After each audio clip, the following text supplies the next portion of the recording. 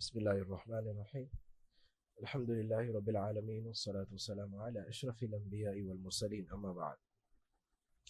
آج سے انشاءاللہ ہم سورۃ الفجر کا آغاز کر رہے ہیں۔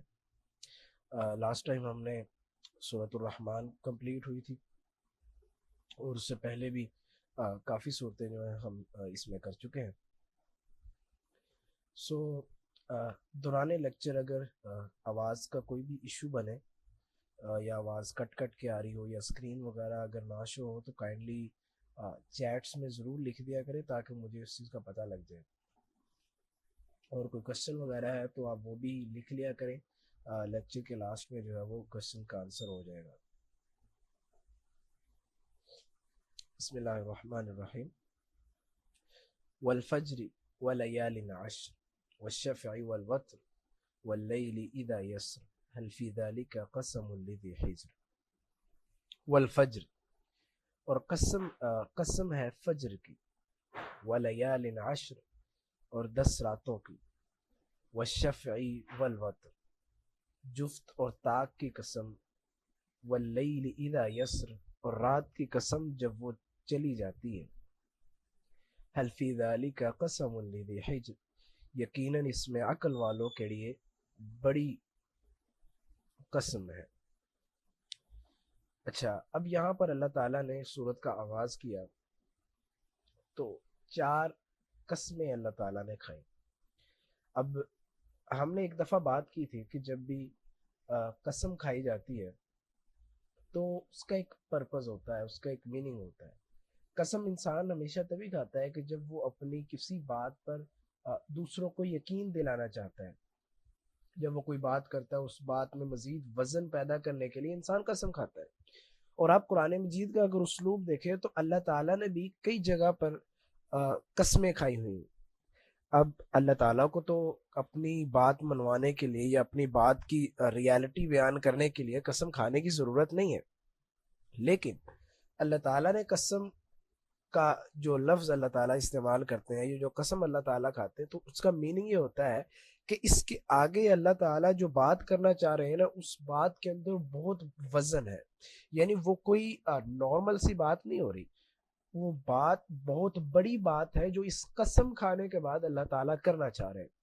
اور پھر 1 نہیں، 2 نہیں، 3 نہیں، 4 قسمیں کھا کر اللہ تعالیٰ اگر کوئی بات کرنا چاہ رہے ہیں تو اٹ مینس کہ وہ بات نارمل نہیں ہے، وہ کوئی معمولی سی یا چھوٹی موٹی بات نہیں ہے، وہ ایک بہت بڑی ریالٹی ہے جسے اللہ تعالیٰ بیان کرنا چاہ رہے ہیں۔ والفجر، پہلی قسم اللہ تعالیٰ نے کھائی فجر کے وقت کی۔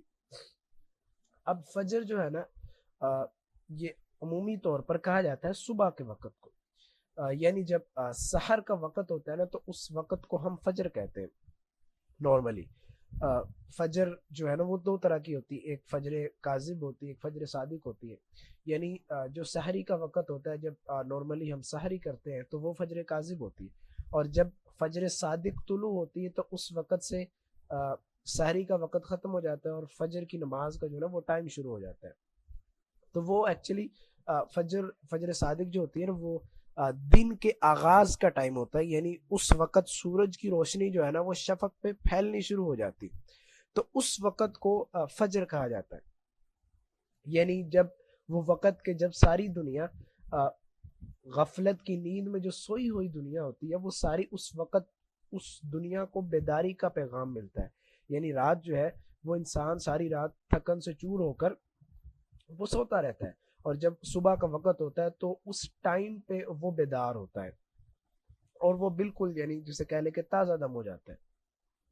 تو اس ٹائم کی اللہ تعالیٰ نے قسم کھائی۔ اب اس کے اندر بھی بہت سی حکمتیں ہیں۔ اب فجر کے وقت کی قسم کھانا، اٹ مینس کہ اللہ تعالیٰ جو فجر کا وقت ہے نا یہ دن اور رات کے جو درمیان جسے کہہ لے کہ ڈفرینشیٹ کرتا ہے۔ یہ وہ وقت ہوتا ہے کہ جب رات ختم ہو رہی ہوتی ہے اور بالکل دن کا آغاز ہو رہا ہوتا ہے، اٹ مینس کہ چینجنگ آ رہی ہوتی ہے، وقت تبدیل ہو رہا ہوتا ہے، رات جو ہے وہ دن کے اندر تبدیل ہو رہی ہوتی ہے، تو یہ ایک بہت بڑی چینج کا ٹائم ہوتا ہے۔ تو اس چینج کے ٹائم کو اللہ تعالیٰ نے یہاں اس وقت کی اللہ تعالیٰ نے قسم کھائی۔ اب باقی چیزیں ہیں نا اگر ہم سب کو ریلیٹ کریں گے تو آپ کو اس کا پراپر میننگ سمجھ میں آئے گا. اب اس سے مراد کوئی خاص فجر نہیں ہے، یعنی جسے کہہ لیں کہ ایک جنرل سی بات ہے کہ ہر صبح کا وقت بھی اس سے ہو سکتا ہے، یا عمومی طور پر جو فجر کا وقت ہے یہ اس سے مراد ہے. اور اس سورت کا نام بھی الفجر ہے تو اس کا مطلب بھی یہی ہے. دوسری اللہ تعالیٰ نے قسم کھائی وَلَيَالٍ عَشْرٍ، قسم ہے 10 راتوں کی. اب بعض نے ان 10 راتوں سے مراد جو ہے وہ ایک اسپیسیفک میننگ بھی لیا ہے، ایک جنرل میننگ بھی لیا ہے. اگر اسپیسیفک میننگ کی بات کریں تو اس 10 راتوں سے مراد جو ہے وہ بعض نے ذوالحجہ کی ابتدائی جو عشرہ ہوتا ہے اس سے مراد لی، کیونکہ وہ عشرہ جو ہے وہ ایک انتہائی اہمیت کا حامل ہے، جس طرح حدیث مبارکہ بھی ہے کہ عشرہ ذوالحجہ میں جو انسان اعمال کرتا ہے وہ اللہ تعالیٰ کو سب سے زیادہ محبوب، حتیٰ کہ جہاد فی سبیل اللہ بھی ان دنوں میں اتنا، یعنی عام دنوں کا جہاد اور ان دنوں کا جہاد یعنی بہت ڈفرنس ہے اس میں. تو یہ ابتدائی جو عشرہ ہے یہ اللہ تعالیٰ کو یعنی کہہ لے کہ بڑا پسند ہے. تو بعض نے تو اس سے یہ مراد لی کہ اس سے مراد یہ عشرہ ہے، لیکن بعض نے اس سے مراد جو ہے وہ ایک جنرل میننگ لیا ہے کہ اس سے مراد کوئی بھی 10 دن ہو سکتے. اب اگر ہم بات کریں نا چاند کے لحاظ سے، تو جو قمری مہینے کے پہلے 10 دن ہوتے ہیں ان کے اندر چاند کی ایک سٹیٹ ہوتی ہے، وہ سٹیٹ ہوتی ہے بالکل بیسس سے سٹارٹ ہو گئے وہ اپنی عروج کی طرف جاتا ہے، یعنی وہ بالکل پہلی تاریخ پہ جو بالکل جسے کہہ لیں کہ بالکل ایک ٹیڑھی لکڑی کی طرح ہوتا ہے، یعنی بالکل باریک سا ہوتا ہے، اور وہ آہستہ آہستہ جو ہے وہ اس کی سٹیٹ چینج ہونا شروع ہوتی ہے، وہ آہستہ آہستہ مکمل ہونے کی طرف جاتا ہے. تو پہلے جو 10 دن ہوتے ہیں نا وہ انیشیل سے سٹارٹ ہوتا ہے اور وہ اپنی اصل حالت کی طرف جا رہا ہوتا ہے.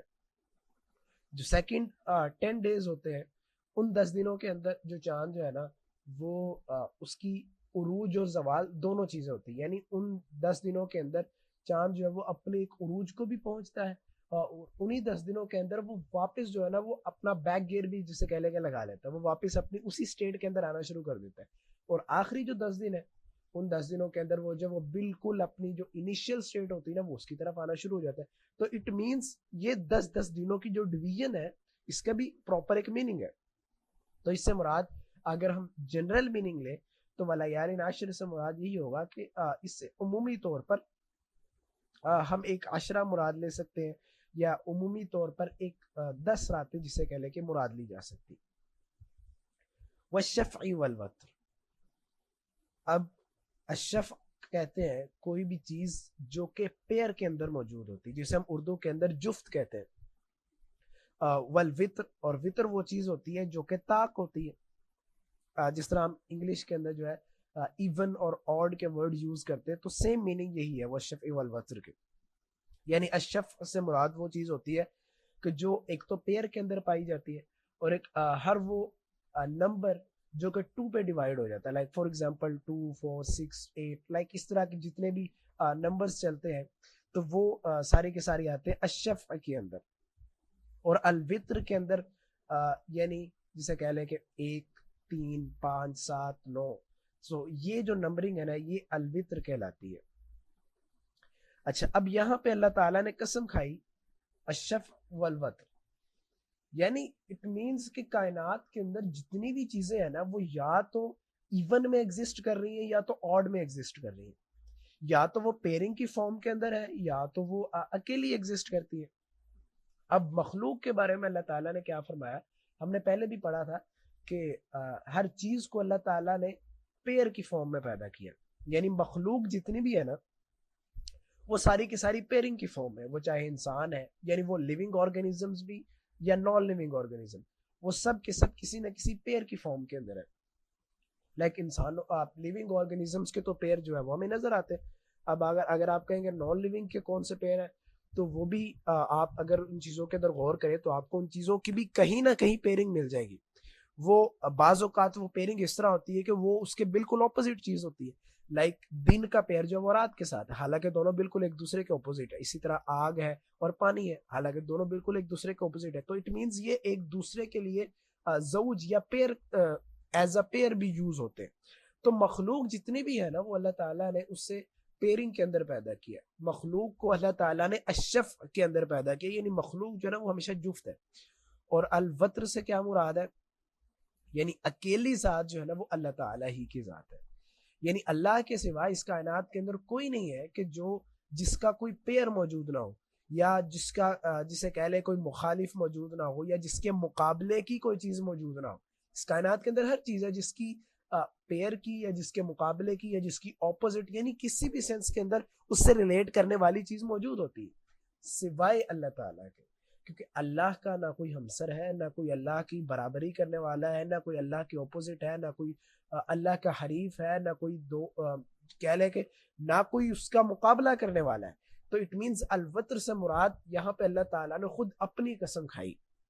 شفع سے مراد ہم اسپیسیفکلی لے لیں گے ساری مخلوق کو. الوتر سے مراد یعنی جو طاق کے اندر ہے وہ اللہ تعالیٰ ہی کی ذات ہے. اور آگے اللہ نے فرمایا واللیل اذا یسر, رات کی قسم. اللیل کہتے ہیں رات کو, اذا یسر جب وہ چلتی ہے. اب اس سے کیا مطلب ہے؟ یسر کا جو لفظ ہے نا یہ اصل میں سرا یسری سے نکلا ہے. جس طرح ہم اردو کے اندر بھی لفظ استعمال کرتے ہیں سیر کرنا, تو سیر بھی یہی ہوتے ہیں نا کہ جب انسان چلتا ہے یا چہل قدمی جب کرتے ہیں تو ہم اسے سیر کرنا کہتے ہیں. تو اٹ مینس کسی چیز کا چلنا, اپنی سٹیٹ کو چینج کرنا, اپنی جسے کہہ لیں کہ ایک سٹیٹ ہوتی ہے کہ جس میں انسان کوئی بھی چیز جو ہے وہ موو نہیں کرتی, اس نان موونگ والی سٹیٹ سے موونگ کی طرف جانا, ہم اسے کہتے ہیں یسر یعنی چلنا. تو یہاں رات کے لیے یہ چلنے کا لفظ کیوں استعمال کیا؟ اس سے مراد یہ ہوگا کہ یہ اس ٹائم کی بات ہو رہی ہے کہ جب رات جو ہے نا وہ رخصت ہونے کے قریب ہوتی ہے, کہ جب جو ہے نا وہ سحر نمودار ہوتی ہے, جب فجر کاذب کا جو میں نے پہلے بیان کیا, جب وہ وقت یعنی شروع ہوتا ہے نا, رات کا آخری پہر آپ جسے کہہ لیں, یعنی کہ جب رات بالکل رخصت ہونا شروع ہوتی ہے, یہ اس ٹائم کی بات ہو رہی ہے. واللیل اذا یسر, اور رات کی قسم جب وہ رخصت ہونے کے قریب ہوتی ہے, جب وہ رخصت ہو رہی ہوتی ہے. هل فی ذلک قسم لذی حجر, یقیناً اس میں عقل والوں کے لیے بڑی قسم ہے. اب یہ چار جو اللہ تعالیٰ نے پیچھے قسمیں بیان کی. اب میں نے کہا تھا کہ جب بھی کوئی قسم کسی چیز کی کھائی جاتی ہے تو اٹ مینز اس کے آگے نا کوئی ایک بڑی ریالٹی کو بیان کیا جاتا ہے, یا وہ جو قسم کھائی جاتی ہے نا وہ اس لیے کھائی جاتی ہے کہ آپ کسی بڑی چیز کی طرف اشارہ کرتے ہیں, آپ کسی مین چیز کی طرف اشارہ کر رہے ہوتے ہیں جس کی وجہ سے آپ قسم کھاتے ہیں. اب یا تو وہ چیز آگے لفظوں کے اندر موجود ہوگی, یا تو وہ لفظوں کے اندر موجود نہیں ہوگی, لیکن آپ کو اس کے مفہوم سے یہ چیز واضح ہو جائے گی. اب اگر آپ آگے والی آیات پڑھیں نا تو آپ کو مفہوم بالکل واضح ہو جاتا ہے.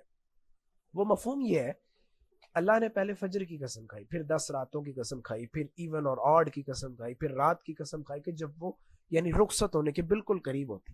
اٹ مینز یہ ساری چیزیں جتنی بھی ہیں نا یہ چینجنگ سٹیٹ کے اندر ہے, یعنی ان کے اندر ایک مین, اگر آپ کہیں نا کہ اگر کوئی مین کمپوننٹ جو پایا جاتا ہے ان کے اندر, جو کامن چیز ہے وہ ہے سٹیٹ آف چینجنگ, یعنی تبدیل ہونا.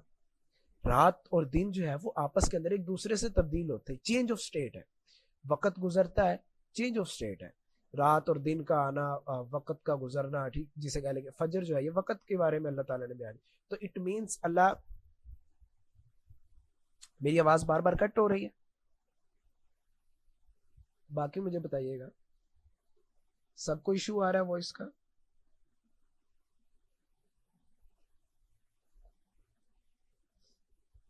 بتائیے گا مجھے. میری طرف سے تو انٹرنیٹ کی فل ایکسیس ہے. آپ اپنا انٹرنیٹ دوبارہ چیک کیجئے گا یا دوبارہ جوائن کر لیں. ایک بار لیفٹ ہو گیا نا, دوبارہ جوائن کریں تو میں بھی وہ ایشو ریزالو ہو جائے. اچھا, تو یہاں پر اللہ تعالیٰ نے اوکے, یہاں پر اللہ تعالیٰ نے اسکرین شو نہیں ہو رہی, میں نے تو اسکرین یہاں سے شیئر کی ہوئی ہے. ایک منٹ, میں دوبارہ شیئر کر رہا ہوں اسکرین.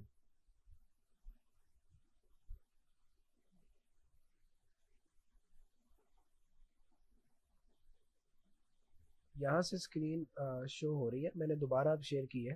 اب بتائے گا مجھے اگر پھر بھی نہ ہو رہی ہو نا, تو وہ انٹرنیٹ کا ایشو ہوتا ہے. آپ اس طرح کر لیا کریں کہ ایک بار لیفٹ کر کے نا دوبارہ جوائن کر لیا کریں, تو وہ ایشو ختم ہو جاتا ہے. اوکے, اب یہاں پر جو اللہ تعالیٰ نے, اوکے ٹھیک ہے, یہ جو مین قسمیں کھائی نا, اب اس کا ایک بڑا پرپس ہے. یعنی ان چیزوں کو بیان کر کے اللہ تعالیٰ یہ فرما رہے ہیں کہ جس طرح رات جو ہے وہ دن کے اندر تبدیل ہو سکتی ہے, اس دنیا کے اندر ویریشنز اور چینجنگ آ سکتی ہیں, تو ایک ایسا ٹائم بھی آنے والا ہے کہ جس ٹائم کے اندر یہ جتنی چیزیں ہیں نا, یہ سب کی سب چیزیں ختم ہو جانے والی. ایک ٹائم آنے والا ہے کہ جس وقت یہ ساری چیزیں اپنی اصل حالت کی طرف واپس جانے والی. یہ ساری چیزیں جو آج تمہیں فنکشننگ کرتی ہوئی نظر آ رہی ہیں, ایک ٹائم آئے گا جب ان تمام چیزوں کا فنکشن ختم ہو جائے گا. ایک ٹائم آئے گا کہ جب یہ تمام چلتی ہوئی چیزیں ختم ہو جائیں گی, اور وہ ٹائم جو ہے وہ قیامت کا ٹائم ہوگا. اگر رات جو ہے وہ دن کے اندر تبدیل ہو سکتی ہے, ٹائم جو ہے وہ ایک ٹائم دوسرے ٹائم کے اندر چینج ہو سکتا ہے, تو انسان جس سے کہہ لے کہ اسے مرنے کے بعد بھی دوبارہ زندہ کیا جا سکتا ہے. اگر آج جسے کہہ لیں کہ رات دن کے اندر تبدیل ہو سکتی ہے, تو یہ دنیا بھی آخرت کے اندر بھی تبدیل ہو سکتی ہے. یہ دنیا جو ہے یہ قیامت کے اندر بھی تبدیل ہو سکتی ہے. تو اٹ مینس کہ یہ اللہ تعالیٰ ایک لاجیکل ریزننگ بھی دے رہے ہیں, اور ساتھ ساتھ قسم کھا کر بھی اس بڑی چیز کے بارے میں یہاں پہ بیان ہو رہا ہے. اور آگے فرمایا حل فی ذالک قسم لذی حجر, یعنی ان میں عقل والوں کے لیے بڑی قسم ہے. یعنی جو وہ بندہ جو واقعی عقل رکھنے والا ہے, جو واقعی اس چیز کی لاجیکل ریزننگ پہ جانے والا ہے. یہ جو حجر کا لفظ ہے نا, یہ عموماً جو ہے نا پتھر کے لیے لفظ استعمال ہوتا ہے, یا کوئی بھی ایک ریجڈ چیز جو ہوتی ہے, ٹھوس اور سخت چیز جو ہوتی ہے نا, جو کسی بھی چیز کے اندر رکاوٹ بن جاتی ہے, اس کے لیے حجر کا لفظ استعمال ہوتا ہے. اب عقل کو یہاں پہ حجر کیوں کہا, یہ بھی سمجھیے گا. عقل کو اللہ تعالیٰ نے حجر کہا, اس کا مطلب یہ ہے کہ عقل وہ چیز ہے کہ جو ڈفرینشیٹ کرتی ہے چیزوں کے اندر.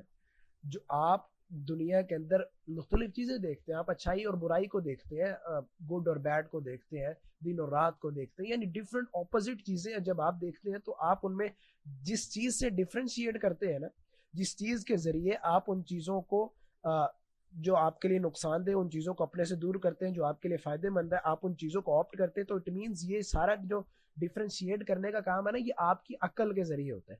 تو عقل جو ہے نا, وہ آپ کی مین رکاوٹ ہے آپ کے اور آپ کی دنیا کے درمیان. یعنی آپ جو فیصلہ کرتے ہیں, آپ اچھائی کو آپٹ کرتے ہیں, آپ برائی کو آپٹ کرتے ہیں, آپ یعنی آپ نے جتنے بھی فیصلے لینے ہوتے ہیں, تو وہ سارا کا سارا عقل کا کام ہے.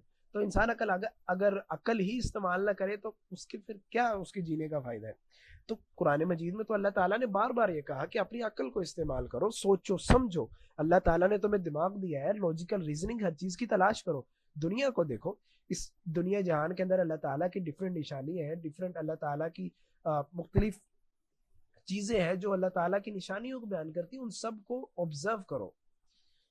تو یہاں پر بھی کہا کہ یہاں پہ عقل مندوں کے نزدیک نا, عقل مند جو انسان ہوتا ہے, یہ چیزیں اس کے لیے, مطلب جتنی بھی چیزیں یا جتنے بھی اجزاء اللہ تعالیٰ نے یہاں پر بیان کیے, تو اٹ مینس وہ عقل والوں کے لیے ہدایت اور رہنمائی ہے کہ ایسا الہ یا ایسا خدا جو اس تمام نظام کو کنٹرول کرنے والا ہے, جو اس کائنات کے نظام کو کنٹرول کرنے والا ہے, جو ایک ٹائم کو کنٹرول کرنے والا ہے, دن اور رات کی سٹیٹ کو کنٹرول کرنے والا ہے, اس دنیا کے اندر جتنی بھی ایون اور آڈ چیزیں ہیں ان سب چیزوں کو کنٹرول کرنے والا ہے, تو کیا وہ عالم آخرت کو وجود میں نہیں لا سکتا؟ کیا وہ اس دنیا کو ختم کر کے دوبارہ یعنی اس دنیا کو ختم کر کے اس دنیا سے ماورا ایک آخرت قائم نہیں کر سکتا ہے, قیامت قائم نہیں کر سکتا؟ یقیناً انسان اگر سوچے تو اس کے اندر عقلی پہلو بھی نکلتا ہے. جو اللہ جس کے اندر اتنی کیپیبلٹیز ہیں, جس کے اندر اتنی صلاحیتیں ہیں, جو اتنا بڑا نظام اکیلا اس چیز کو کنٹرول کرنے والا ہے, یقیناً اس کے اندر یہ تمام طاقتیں بھی ہیں کہ وہ جسے کہہ لیں کہ ایک ایسا نظام بھی قائم کر سکتا ہے, اس ساری کائنات کو ختم کر کے ایک آخرت کا نظام بھی قائم کر سکتا ہے. یعنی اب یہاں پر قسم کھا کر ایک عقل والوں کے لیے ان کو ایک چیز باور کرائی جا رہی ہے، وہ چیز لفظوں کے اندر موجود نہیں ہے لیکن وہ اس مفہوم کے اندر شامل ہے کہ ان سب چیزوں پر غور کرو، تمہیں یقین ہو جائے گا کہ اتنے زبردست جو چینجنگز آ رہی ہیں، جو ویریشنز آ رہی ہیں، جو پروردگار ان تمام ویریشنز کو کنٹرول کرنے والا ہے وہ تمہیں بھی دوبارہ زندہ کر کے تمہارے اعمال کی جزا و سزا بھی دے سکتا ہے۔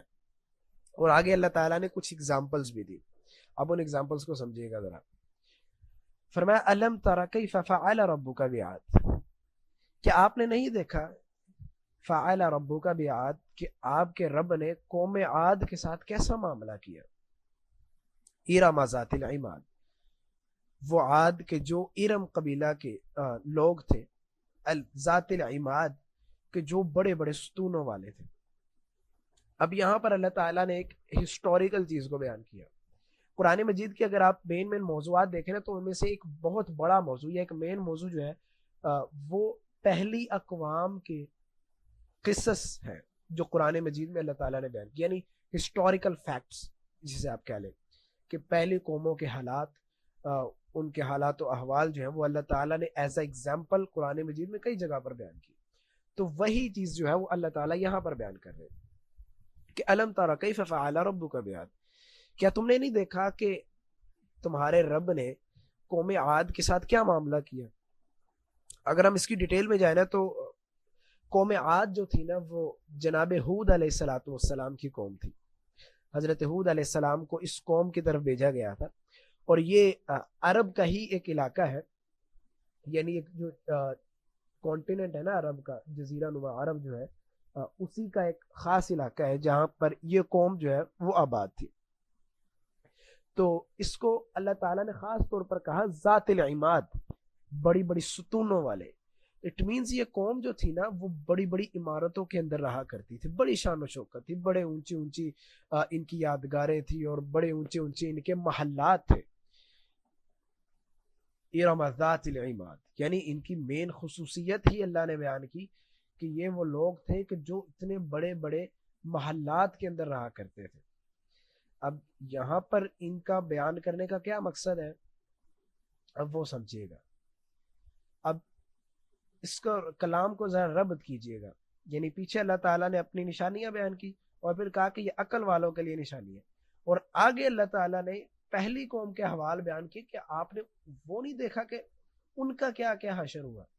اٹ مینس کہ یہاں پر اللہ تعالیٰ یہ بیان کرنا چاہ رہے ہیں کہ تم سے جو پہلی قومیں گزری تھی وہ تو اتنی بڑی بڑی عمارتوں کے اندر رہنے والی، وہ تو بڑے بڑے جسے کہہ لیں کہ محلات کے اندر رہنے والے تھے، ان کے قد و قامت جو ہے وہ بڑے بڑے عظیم لوگ، عظیم الجثہ وہ لوگ ہوا کرتے تھے، ان کی طاقتیں اور ان کی جسمانی قوتیں وہ تم لوگوں سے کہیں زیادہ تھی۔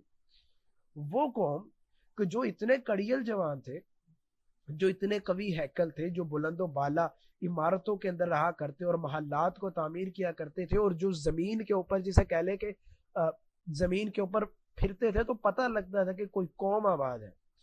فرمایا جب وہ قوم جو اتنی لمبی مدت وہ اس زمین پر رہی اور ایک اس زمین کے پورے ہسٹوریکل ریجن کو انہوں نے کنٹرول کیا، ایک اسپیسیفک ٹائم پیریڈ تھا کہ جب دنیا کے اندر ان کا ڈنکا بجا کرتا تھا۔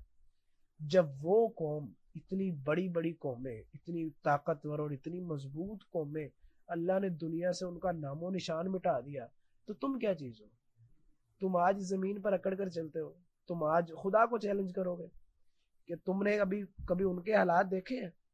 کبھی اس قوم کا تم نے کبھی جیوگرافی کو کبھی تم نے اسٹڈی کیا ہو، زمین کی جیوگرافی کو کبھی تم اسٹڈی کرو تو تمہیں پتہ چلے ان کی باقیات آج بھی دنیا کے اندر موجود ہیں۔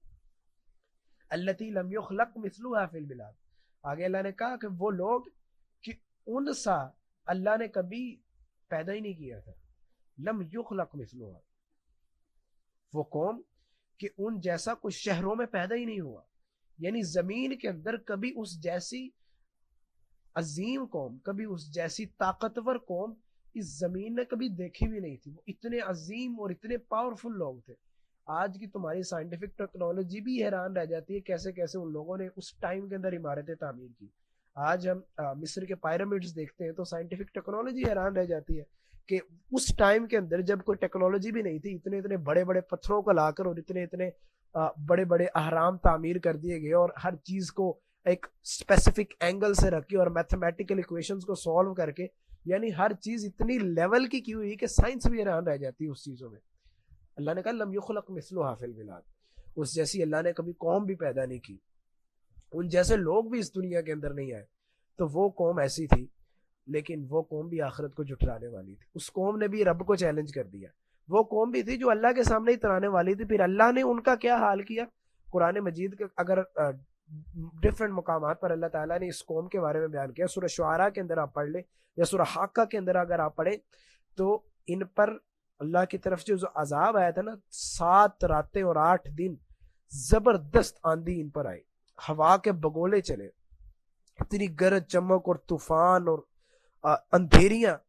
اور اللہ نے کہا کہ یہ قوم جو اتنی طاقتور تھی, جو اپنے بڑے بڑے محل تعمیر کر کے بیٹھی تھی اور یہ سمجھتی تھی کہ ہم اس دنیا پر راج کرنے والے ہیں, اللہ نے آندھیاں چلائی اور ان آندھیوں نے صرف ہوا کے ذریعے اللہ تعالیٰ نے ان کو ایسے زمین سے جڑ سے اکھاڑ پھینکا جس طرح ایک درخت کو جڑ سے اکھاڑ پھینک کر دیا جاتا ہے. یعنی جس طرح کھجور کے تنوں کو پٹک پٹک کے مارا جاتا ہے, اللہ نے ایسے ریزہ ریزہ کر کے ان کو زمین کے اندر پٹک پٹک کے مارا تھا. یہ جو دنیا کے اندر خدا کو چیلنج کرنے والے تھے. تو اللہ نے کہا کبھی ان کے حال بھی دیکھ لو. آج تم خدا کو چیلنج کر رہے ہو اور تم یہ سمجھتے ہو کہ ہم دنیا کے اندر ہمیشہ رہیں گے اور کبھی ہماری پکڑ نہیں ہوگی, کبھی ہم سے ہماری ان چیزوں کے بارے میں پوچھا نہیں جائے گا. آج ہم جتنی مرضی ظلم کر لیں, آج ہم جتنی مرضی 2 نمبریاں کر لیں, ہمیں ان کے بارے میں پوچھا نہیں جائے گا. تو اللہ نے کہا کہ کبھی اس قوم کا بھی حال دیکھ لینا, کبھی اس قوم کا بھی جائزہ لے لینا, تمہیں لگ پتا جائے کہ ان کے ساتھ بنی کیا تھی. اور آگے ایک اور مثال اللہ نے دی, قوم عاد کی مثال, اور دوسری اللہ نے مثال دی وَثَمُودَ الَّذِينَ جَابُوا الصَّخْرَ بِالْوَادِ. وَثَمُود, اور وہ قوم سمود, الَّذِينَ جَابُوا الصَّخْرَ بِالْوَادِ, کہ وہ قوم جس نے چٹانوں کو تراش تراش کے وادیاں بنائی ہوئی تھی. یعنی اب ایک اور قوم کے بارے میں, اس قوم کو نا عاد ثانی کہا جاتا ہے. یعنی جس طرح کی وہ قوم عاد تھی نا, سیم اسی طرح کی یہ بھی قوم تھی. اور اس کی خصوصیت اللہ نے بیان کی کہ یہ اتنے طاقتور لوگ تھے کہ پہاڑوں کو کاٹ کاٹ کر ان لوگوں نے اپنے محل تعمیر کیے ہیں. اور یہ چیزیں آج بھی اس دنیا کے اندر موجود ہیں. قوم سمود کا جو علاقہ تھا نا, وہ آج بھی سعودی عربیہ کے علاقے کے اندر وہ علاقہ بھی پورا موجود ہے. اور اگر آپ ہسٹوریکل فیکٹس کو دیکھنا چاہتے ہیں نا, تو آپ کبھی آئی تھنک جارڈن کے علاقے کے اندر ہے, جسے اب مجھے اس کا نام یاد نہیں آ رہا, گیزا کے پیرامڈس, نہیں وہ گیزا کے تو وہ مصر کے ہیں, اس کا پیٹرا, ہاں پیٹرا اس علاقے کا نام ہے. کبھی آپ اس کو سرچ کر کے دیکھیے گا تو وہ آپ کو ملیں گے پہاڑوں کے اندر, پہاڑوں کو تراش تراش کے, پہاڑوں کی کٹنگ کر کر کے ان لوگوں نے محل تعمیر کیے تھے. اور وہ ایسے محلات ہیں کہ جو آج جسے کہہ لیں کہ دنیا کے عجائب کے اندر وہ شمار ہوتے ہیں.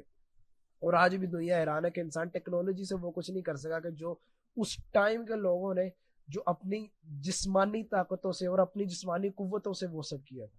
اور پتہ لگتا ہے کہ کتنے کتنے لمبے لمبے قد اور کتنی طاقتیں ان لوگوں کے اندر موجود تھی. اللہ نے ان کے بارے میں یہ بیان کیا کہ وہ قوم ایسی تھی کہ جو پہاڑوں کو کاٹ کاٹ کر وادیاں بنایا کرتی, جو پہاڑوں کو کاٹ کاٹ کر بڑے بڑے محلات, اور جنہوں نے بڑے بڑے اپنے قصر تعمیر کر رکھے تھے. یعنی یہ وہ قوم سمود ہے کہ جنہوں نے پہاڑوں کو تراش کر, پہاڑوں کے اندر دراڑیں پیدا کر کے جن لوگوں نے یہ سب کیا تھا. لیکن وہ لوگ بھی اللہ کے باغی ہو گئے. وہ لوگ بھی جب انہوں نے خدا کو چیلنج کیا تو اللہ کی طرف سے ایسے زلزلے آئے اور ایسا عذاب آیا نا ان کی طرف. اب امیجن کیجئے گا کہ اتنی بڑی قوم, اتنی طاقتور قوم, اللہ نے ان کو کس چیز کے ذریعے ہلاک کیا. وہ پتہ کون سی چیز تھی؟ وہ تھی چیخ کی آواز. یعنی صرف ایک آواز گونجی تھی, اور اس آواز کی پچ اور اس کی انٹینسٹی اتنی ہائی لیول کی تھی کہ جس بندے نے وہ آواز سنی نا, وہ بندہ اسی ٹائم اس کا دل اندر سے پھٹ گیا. وہ بندہ کا پورا وہیں پر جسے کہہ لیں کہ دنیا سے کوچ کر گیا. اتنی ہائی لیول کی پچ اور انٹینسٹی تھی اس آواز کے اندر. اور اس علاقے کے اندر زلزلہ اتنا شدید آیا کہ وہ سارے کے سارے جو پتھر کے ان لوگوں نے تعمیر کیے تھے ان میں دراڑیں اور شگاف پڑ گئے, اور وہ جو کبھی ان کے محلات ہوا کرتے تھے وہ کھنڈر کی شکل اختیار کر گئے. تو وہ لوگ جو اتنے بڑے بڑے تھے انہیں اللہ تعالیٰ نے زلزلوں سے اور اللہ تعالیٰ نے ایک چیخ کے ذریعے ہلاک کر دیا. تو اللہ نے کہا کبھی ان لوگوں کا بھی جا کے چیک کر لینا, کبھی ان علاقوں کو بھی اسٹڈی کر لینا, کبھی ان علاقوں کو بھی دیکھ لینا, تاکہ تمہیں پتہ لگ جائے کہ اس زمین کے اندر ایک ایسی قوم بھی آباد تھی کہ جو ہم سے ہزاروں لاکھوں گنا طاقتور ہوا کرتی تھی. لیکن اس قوم کا بھی کیا بنا؟ جب اس قوم نے خدا کے نظام کو چیلنج کرنا شروع کر دیا, جب اس قوم نے اپنے آپ کو اللہ کے مقابلے میں کھڑا کرنا شروع کر دیا, تو پھر ان کا حال بھی یہ ہوا. تو تم آج کس اسٹیٹ کے اندر پھرتے ہو؟ آج تم کس اکڑ کے اندر پھرتے ہو؟ تمہیں تمہارا یہ 5-6 فٹ کا قد جو ہے یہی مان نہیں آتا.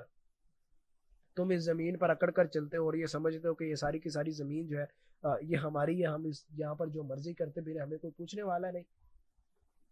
ایک جگہ پر اللہ تعالیٰ نے فرمایا کہ تم جتنا مرضی زمین میں اکڑ کر چل لو, انک لن تبلغ الارض ولن تبلغ الجبال طولا, انک لن تخرق الارض ولن تبلغ الجبال طولا. فرمایا تم جتنی مرضی اکڑ کر چل لو, اکڑ کر چلنے سے کیا ہو جائے گا؟ کیا کوئی زمین پھاڑ دو گے تم؟ یا تمہارے اکڑ کر چلنے سے جسے کہہ لے کہ زمین کے اندر بڑے بڑے شگاف پیدا ہو جائیں گے. ولن تبلغ الجبال طولا, اکڑ کر چلنے سے نہ تو تم زمین کے اندر جسے کہہ لے کہ بڑے بڑے شگاف پیدا کر سکتے ہو, اور نہ ہی تم اتنے بلند ہو سکتے ہو کہ تم پہاڑوں کی بلندیوں کو پہنچ جاؤ. یعنی کہ تمہارے قد بڑے نہیں ہو جانے والے, یا دنیا کے اندر تمہارا کوئی سٹیٹس ہائی نہیں ہو جانے والا اکڑ کر چلنے سے. تو یہاں اللہ تعالیٰ نے یہی کہا کہ انسان ذرا اس چیز پر بھی غور کرنا کہ تم سے پہلے ایسی ایسی قومیں اس دنیا کے اندر بسا کرتی تھی جو تم سے ہزاروں لاکھوں گنا طاقتور تھی. جب وہ قومیں ایگزسٹ نہیں کر سکی, ان قوموں کا جا کے حال دیکھو. وہ کبھی انہیں لگتا تھا کہ ہم بھی اس دنیا سے مٹا دیے جائیں گے, کبھی انہیں لگتا تھا کہ ہم جو اتنے طاقتور ہیں ایک وقت آئے گا کہ ہمارا نام و نشان اس دنیا کے اندر موجود نہیں ہوگا. تو جب ایسے ایسے قوی ہیکل لوگوں کا یا ایسے ایسے بڑے طاقتور لوگوں کا نام و نشان بھی مٹ گیا, تو تم کیا چیز ہو؟ تم تو زیادہ سے زیادہ 60-70 سال کی زندگی گزار لو گے, اور پھر آخر قبر ہے, اور پھر کیا پتا 100-150 سال کے بعد تمہاری قبر کا نشان بھی کسی کو معلوم نہ ہو. یہ دنیا جو آج اس دنیا کے اندر جو لوگ رہ رہے ہیں, آج سے 100-150 سال بعد یہ ساری دنیا چینج ہو جائے گی. آج جن گھروں کے اندر ہم رہ رہے ہیں شاید ان گھروں کے اندر کوئی اور رہ رہا ہوگا. جن پراپرٹیز کے پیچھے ہم اپنی آخرت تباہ کر لیتے ہیں, جن مکانوں کے پیچھے, جس پیسے کے پیچھے ہم اپنے سارے خاندانوں کے خاندانیاں اور دشمنیاں مول لے لیتے, یہ سارا کچھ یہاں رہ جانے والا ہے. اور یہ ایک ایسا ٹائم آئے گا جب اس کی ملکیت جو ہے, جب اس کی اونرشپ کی لوگوں کو ٹرانسفر کر دی جائے گی, اور آپ کو کوئی پوچھنے والا بھی نہیں ہوگا, آپ کے لیے کوئی دعا کرنے والا بھی نہیں ہوگا. تو اس لیے یہاں پر اللہ تعالیٰ نے خاص طور پر مثال دی, وَثَمُودَ الَّذِينَ جَابُوا الصَّخْرَ بِالْوَادِ. اور تیسری مثال فرمایا وَفِرْعَوْنَ ذِي الْأَوْتَادِ, اور وہ فرعون جو میخوں والے تھے. یعنی تیسری سرکش قوم کا جو اللہ نے بیان کیا نا, وہ فرعون ہے. اب فرعون کسی خاص پرسن یا اسپیسیفک بندے کا نام نہیں ہے. فرعون جو تھا نا, یہ ایک لقب استعمال ہوتا تھا. جس طرح مختلف علاقوں کے اگر آپ ہسٹری پڑھیں نا, تو آپ کو معلوم ہوتا ہے کہ مختلف جو علاقے ہوا کرتے تھے نا, ان کا جو بادشاہ ہوا کرتا تھا اس کے لیے ایک اسپیسیفک لقب استعمال ہوتا تھا. اب جس طرح مختلف علاقے ہیں, اب کیسر روم, یعنی جو روم کا بادشاہ ہوتا تھا اس کو کیسر کہا جاتا تھا. اور اسی طرح جو خراسان یا ایران وغیرہ کا فارس کا بادشاہ ہوتا تھا اس کو کسرا کا لقب دیا جاتا تھا. تو اسی طرح جو مصر کا بادشاہ ہوتا تھا نا, یعنی جو قبطی لوگ تھے, ان کا جو لقب ہوتا تھا نا وہ فرعون ہوتا تھا. تو فرعین مصر انہیں کہا جاتا ہے کہ یعنی وہ بندہ جو تخت مصر پر بیٹھتا تھا اسے فرعون کا لقب دیا جاتا تھا. تو یہاں پر جو مراد ہے نا, وہ پوری قوم, وہ پوری سرکش قوم اس سے مراد ہے. یعنی وفرعون ذی الاوتاد, وہ فرعون جو میخوں والے تھے. اب یہاں پہ میخوں والا جو لفظ ہے نا, اس کی کئی توجیحات جسے کہہ لے کے بیان ہو سکتی ہے. ایک تو یہ ہے کہ اس سے مراد جو ہے نا ان کی سلطنت کی مضبوطی ہے. یعنی جس طرح کوئی بھی چیز میخوں کے ذریعے زمین کے اندر جب گاڑی جاتی ہے نا, تو وہ اس چیز کو بیان ہوتا ہے کہ یہ بڑی مضبوط چیز ہے. یعنی کسی چیز کی مضبوطی کو بیان کرنے کے لیے آپ اس کی کسی چیز کی جو روٹس مضبوط ہوتی ہے نا اس کو بیان کرنے کے لیے یہ لفظ استعمال ہوتا ہے. تو اٹ مینس یہاں پر یہ مراد ہوگا کہ وہ لوگ کہ جن کی سلطنت جو ہے نا ان کی جڑیں میخوں کی طرح زمین کے اندر ٹھوک دی گئی تھی, یا وہ لوگ تھے کہ جن کی افواج اور جن کے لشکر جو ہے نا وہ بڑے بڑے لشکر ان کے پاس تھے. یعنی یہاں پر مین جو چیز بیان کرنا مقصد ہے نا وہ پاور بیان کرنا مقصد ہے. پہلے دو قوموں کے اندر بھی اللہ نے پاور بیان کی کہ وہ قوم جو ہے ان کے اندر پاور اتنی تھی, اور تیسری قوم ان کے اندر بھی پاور بہت زیادہ تھی. ظاہری بات ہے ان کے پاس زمین کا اختیار موجود تھا, ان کے پاس بڑے بڑے لشکر تھے, بڑی بڑی فوجیں تھی, اور پھر بھی یہ خدا کے باغی تھے. تو اس لیے کہا جب یہ چاہتے تھے کسی کو سولی چڑھا دیتے, جب کسی چاہتے تختہ دار پر جسے کہہ لیں گے رسیوں سے کس دیتے, کسی کے ہاتھوں اور پاؤں کے اندر جو ہے وہ میخیں ٹھکوا دیتے, کیل ٹھکوا دیتے. تو اٹ مینس آپ جتنے بھی ظلم کی داستانیں سوچ سکتے ہیں نا, یا آپ جتنی بھی ظلم کی حد سوچ سکتے ہیں, تو وہ ہر حد ان کے اندر پائی جاتی تھی. تو اس کا بھی بیان کرنے کا مقصد یہی ہے. الذین طغوا فی البلاد, وہ فرعین کہ جنہوں نے شہروں کے اندر, وہ لوگ جو اتنے سرکش ہو چکے تھے کہ حد سے بڑھ جانے والے تھے, یعنی جنہوں نے شہروں کے اندر فساد برپا کیا ہوا تھا, اس زمین کے اندر سرکشی اور طغیانی برپا کی ہوئی تھی, وہ لوگ, ان لوگوں کے بارے میں اللہ تعالیٰ نے بیان کیا کہ وہ لوگ بھی ایسے تھے. فَأَكْثَرُوا فِيهَا الْفَسَادَ, پس انہوں نے بہت زیادہ فساد پھیلایا اس زمین کے اندر. یعنی مین وہی چیز جو پہلے بیان ہو رہی ہے کہ وہ لوگ جو تھے ان لوگوں نے اس زمین کے اندر کفر و شرک کیا, خدا کی مخلوق پر ظلم و ستم کے پہاڑ توڑے, اور اس زمین کے اندر خدائی کے دعوے کیے. انا ربکم الاعلی کہنے والے بھی لوگ اس زمین کے اندر آئے کہ جو یہ دعویٰ کرنے والے تھے کہ اس زمین کا خدا ہی میں ہوں, میرے علاوہ یہاں پر کوئی خدا ہی نہیں ہے. تو ایسے ایسے سرکش لوگ بھی آئے, خدا کو چیلنج کرنے والے, خدا کے نظام کو چیلنج کرنے والے, خدا کی ذات کو چیلنج کرنے والے. تو اٹ مینز اللہ تعالیٰ یہ بیان کر رہے ہیں کہ وہ لوگ جنہوں نے خدا کو چیلنج کیا, جو اتنے اتنے بڑے بڑے لشکر لے کے آتے تھے, جو اتنی اتنی بڑی بڑی سلطنتوں اور قوتوں کے مالک تھے, جب انہوں نے خدا کو چیلنج کیا, جب وہ خدا کے مقابلے میں آ کر کھڑے ہوئے, تو اللہ نے انہیں ایسے تباہ و برباد کیا کہ اس زمین سے ان کا نام و نشان تک مٹا دیا. فرعون کا جو انجام ہوا تھا وہ آپ سب کو پتا ہے, سمندروں کے اندر, پانیوں کے اندر غرق کر دیا گیا اسے. اور نمرود کا جو انجام ہوا تھا, اللہ نے ایک مچھر کے ذریعے وہ ساری کی ساری قوم جو ہے ایک مچھر کے ذریعے, اس کے لشکر کے ذریعے اللہ تعالیٰ نے ہلاک کر دی. فصب علیہم ربک صوت عذاب, تو تیرے رب نے ان پر عذاب کا کوڑا برسایا. یعنی پھر کسی پر پتھروں کی آندیاں چلی, کسی کو اللہ تعالیٰ نے چینک کے ذریعے پکڑ لیا, کسی کو اللہ تعالیٰ نے زمین کے اندر دھنسا دیا, کسی کو اللہ تعالیٰ نے غرق کر دیا. تو یہ وہ لوگ تھے کہ جنہوں نے خدا کے نظام کو چیلنج کیا, جنہوں نے خدا کی ذات کو چیلنج کیا, اللہ تعالیٰ نے انہیں تباہ و برباد کر کے رکھ دیا. تو تم کس سوچ کے اندر پڑے ہوئے ہو؟ تم آج, تمہارے پاس تو قوتیں بھی نہیں ہیں, تمہارے پاس تو طاقتیں بھی نہیں ہیں, تمہارے پاس تو کوئی جسے کہہ لے ایسی چیزیں بھی نہیں کہ جس پر تم اتراتے بھی ہو, پھر تم خدا کو چیلنج کرتے ہو, پھر تم خدا کے نظام کو چیلنج کرتے ہو. آگے اللہ نے فرمایا ان ربک لبالمرصاد, بے شک تیرا رب جو ہے نا وہ یقیناً گھات میں ہے. یعنی المرصاد جو ہے نا یہ گھات کو کہتے ہیں کہ فار ایگزامپل ایک دشمن جو ہے وہ کوئی چھپ کر جو حملے کا انتظار کرتا ہے نا, یعنی جسے کہہ لے کہ حملے کا انتظار کرنا, اسے المرصاد کہا جاتا ہے. تو اٹ مینز اللہ تعالیٰ یہ بیان فرما رہے ہیں کہ تم یہ نہ سمجھنا کہ اس زمین کے اندر رہتے ہوئے تم با اختیار ہو اور جو مرضی کرتے پھر, اور تم سے کوئی پوچھنے والا نہیں. یقیناً ایک ٹائم آنے والا ہے کہ جس ٹائم کے اندر جسے کہہ لے یہ سب چیزیں ختم ہو جائیں گی, اور وہ ٹائم ہوگا کہ جب تمہاری پکڑ کا ٹائم ہوگا, اور اس وقت تمہیں تمہارے انجام سے باخبر کیا جائے گا, اور اس وقت تمہیں پتہ چلے گا کہ تم نے دنیا کے اندر کیا کیا ہے. فار ٹوڈے یہاں تک میں اینڈ کر رہا ہوں. نیکسٹ آیت جو ہے وہ ہم کل سے سٹارٹ کریں گے. یہاں تک کسی کا کوئی کوشچن ہے تو کر سکتے ہیں, یا مجھے بتا دے ہر چیز کلیئر ہے.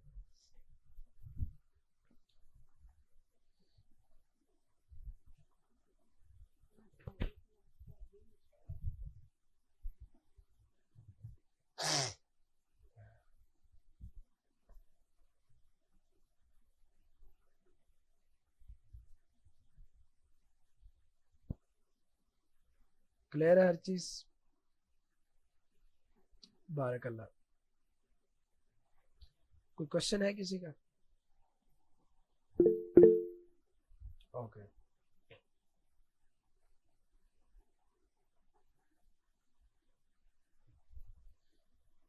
ریگولرلی جوائن کیا کریں تاکہ بیٹر انڈرسٹینڈنگ ہو.